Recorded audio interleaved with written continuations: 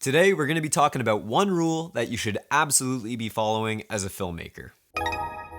Hello everybody and welcome back to the channel. For those of you who don't know me, my name is Daniel and I make videos on YouTube all about filmmaking, so if you're into that stuff, feel free to subscribe. I guarantee you will not regret it.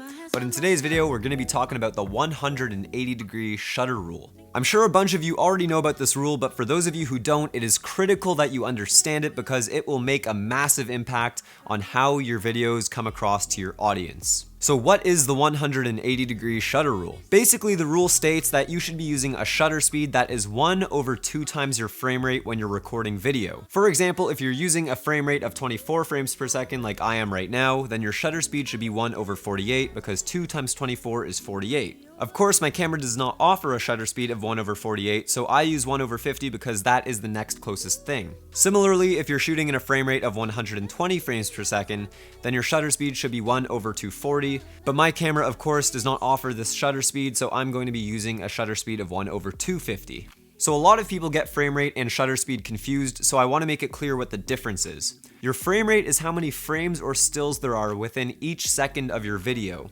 while your shutter speed is how long each of those frames or stills are exposed for. That is why when you turn up your shutter speed, your image gets darker, and when you turn down your shutter speed, your image gets brighter. Pretty much the exact same concept as shutter speed in photography. So why do we follow this rule and what is the big deal? Well, not only does your shutter speed affect your exposure, it also dictates something called motion blur. What I want you to do right now is take your hand and wave it in front of your face, kind of like John Cena. That blur you see as your hand moves across, that is motion blur. The shutter speed you use when you're shooting video will affect how much of that motion blur you see in your footage. By following the 180-degree shutter rule, you will hit that sweet spot where it will emulate the same motion blur that we see with our eyes in real life. If you turn up your shutter speed to something much faster, you will notice that there is significantly less motion blur, and this kind of looks off and unnatural. On the other hand, if you make your shutter speed much slower, you will notice that there is too much motion blur, and this looks unnatural as well.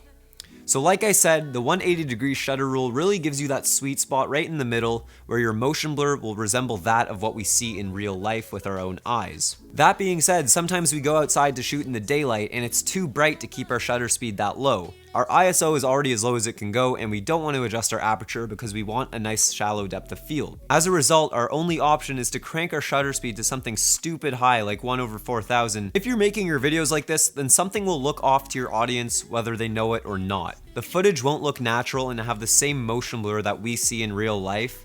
As a result, it will have that choppy, weird look, and your audience will be left there thinking something doesn't look quite right. But that is why we have these.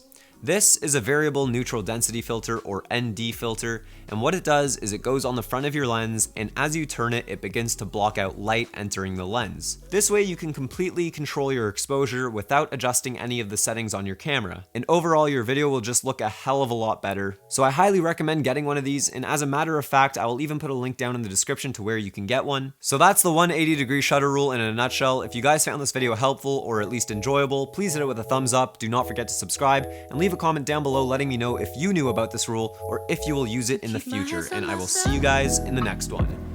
Peace! Think I'll dust them off, put them back up on the shelf.